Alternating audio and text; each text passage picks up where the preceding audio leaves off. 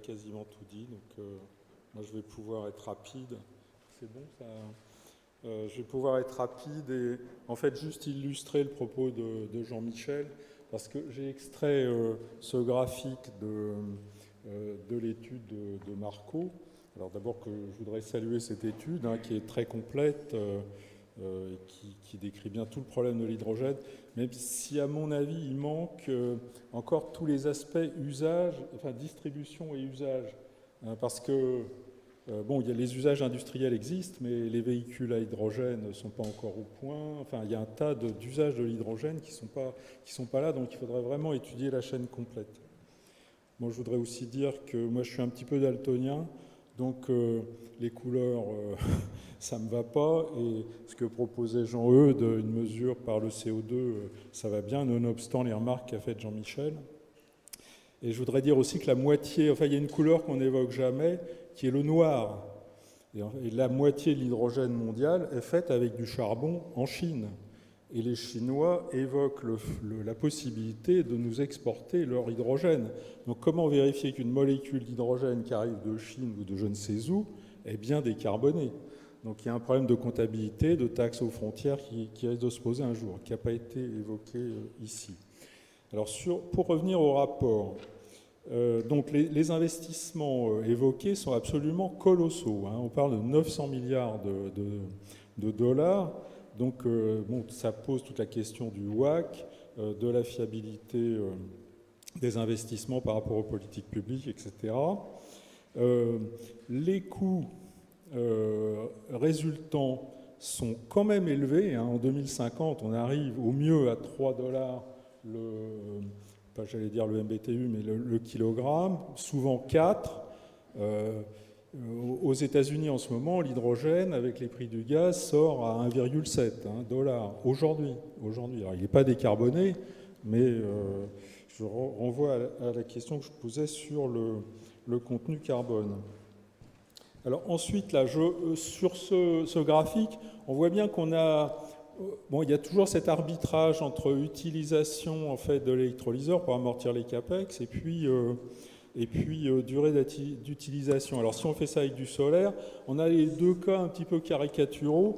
Soit on prend les excédents de production, soit on essaye de prendre la bonne partie en fait, sur la droite, là, on prend le cœur en fait, de la production solaire pour amortir le coût de l'électrolyseur. Et on voit qu'on ne sait pas très bien, on hésite entre ces deux solutions, et on voit bien que dès qu'on a du réseau, on est intéressé à soit mettre la production excédentaire sur le réseau, soit en tirer quand on peut.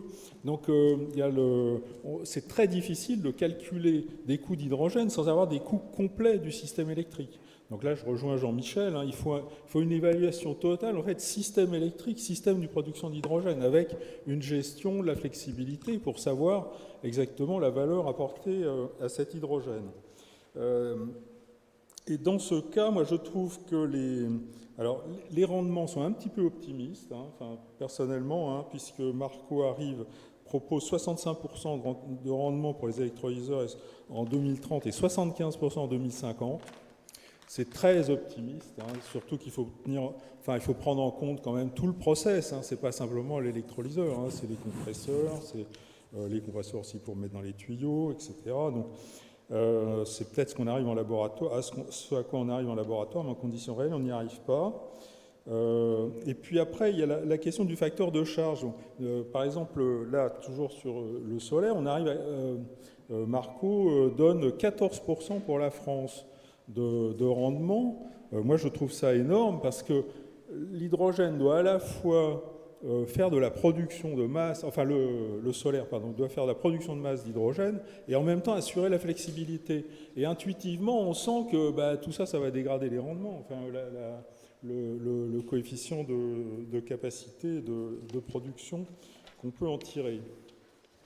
Donc, tout l'intérêt de la production par nucléaire, puisque là, effectivement, on fonctionne en base, et ça nous renvoie à ce que Jean-Eudes disait, c'est que là, on est en opposition frontale entre les Allemands et les Français, les Français comme Emmanuel Macron l'a encore rappelé cette semaine, enfin la semaine dernière en visitant l'usine Genvia à Béziers, compte sur le nucléaire pour produire de l'hydrogène, alors que les Allemands ne veulent pas en entendre parler, mais ils vont buter sur cette question de coefficient d'utilisation. Alors, sur les coûts de transport, moi je dirais qu'on n'est pas, qu'il n'y a pas d'incertitude, je dirais qu'on est carrément dans l'inconnu. On est dans l'inconnu parce que bon, aujourd'hui, tirer un câble, c'est quasiment impossible. Tirer un tuyau de gaz, je ne sais pas. Mais alors, dire à des populations, on va vous faire passer de l'hydrogène sous vos pieds, je ne sais pas. Je ne sais pas comment ils vont réagir. Alors, on connaît le coût de l'acier, enfin, on croit le connaître. Mais après, on ne sait pas quel va être le coût de mise en œuvre. Donc, juste pour illustrer le débat, moi j'avais suivi une conférence de l'EWI, c'est l'Institut d'économie de Cologne, qui trouvait des coûts de transport par bateau de 3 $ le kilogramme. Bon, ça venait du Moyen-Orient, mais enfin c'est insensible à la distance parcourue. Et puis, comment ça marche? J'ai plus de... Voilà. Je voulais citer une étude qui est parue la semaine dernière, alors c'est un peu un coup de chance, que Marco a peut-être vu, une étude du DIV allemand, du Fraunhofer et du Wuppertal Institute, qui a montré, enfin c'est à la demande du gouvernement, enfin du ministère fédéral de l'économie, qui montre qu'en fait il n'y aura pas les quantités de renouvelables en 2030. Enfin, c'est quasiment impossible, enfin c'est ce que vous avez dit, hein, on est obligé de multiplier par 20 la quantité de solaire installé dans la plupart des pays visés. Donc ils ne le voient pas. Et ce qui est intéressant, c'est qu'ils abordent la question géopolitique, qui n'est pas abordée dans votre rapport. Et alors, ils l'abordent d'un point de vue, évidemment, la géopolitique qu'on connaît, c'est-à-dire, bon, il y a des tensions en ce moment entre le Maroc et l'Allemagne, à cause du Sahara occidental. Enfin, je ne sais pas si vous êtes au courant, il y a eu un rappel d'ambassadeurs mutuel. Bon, il y a des choses comme ça, il y a des problèmes entre l'Algérie et le Maroc, ça vous savez peut-être. Bon, il y a un tas de problèmes comme ça, mais il y a d'autres problèmes qui répertorient, qui sont intéressants. C'est que, par exemple, si vous faites de l'hydrogène en Espagne, ou en Hollande, parce qu'ils étudient la Hollande, qui est un peu, qui est très proche d'eux, et ils comptent un peu sur l'éolien en mer, enfin pas la Hollande, les Pays-Bas, pardon. Et le risque géopolitique, enfin c'est pas vraiment un risque géopolitique, c'est que ce sont des pays qui consomment de l'hydrogène eux-mêmes, et puis qui ont besoin aussi d'électricité. Enfin en ce qui concerne le Maroc, les pays, des pays comme ça. Donc pourquoi exporter l'hydrogène s'il y a des besoins locaux? Alors eux, les Allemands, ils voient ça comme un risque, en fait, c'est qu'on leur prenne l'hydrogène à la source. Voilà, donc j'ai à peu près tout dit. Alors je termine par 2 transparents illustratifs. C'est qu'il faut savoir tirer les enseignements des échecs passés, hein, donc des AirTech. On était, souvenez-vous, 12 pays impliqués, 350 milliards d'euros d'investissement, etc. Donc il faut savoir tirer les enseignements de ça.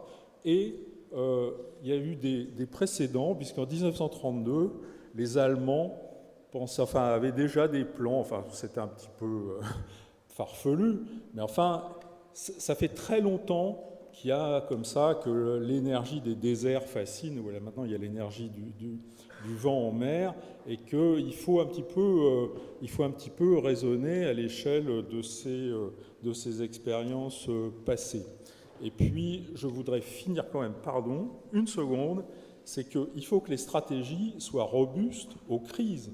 Parce qu'aujourd'hui, le prix de l'électricité sur les marchés, en France, il est de l'ordre de 300 € le mégawattheure. Donc, n'importe quel moyen de production va délivrer sa production sur le réseau électrique. On ne va pas aller faire de l'hydrogène à des prix comme ça. Donc les prix pas chers sur le réseau, je pense que c'était une situation anormale. Et aujourd'hui, on rentre dans une ère de sous-capacité électrique. On est en surcapacité, on passe en sous-capacité. Là, je vous renvoie à la note que j'ai écrite sur la sécurité d'approvisionnement sur le continent européen. Et dans des conditions comme ça, on va un peu oublier de faire de l'hydrogène, on va quand même penser à faire de l'électricité d'abord.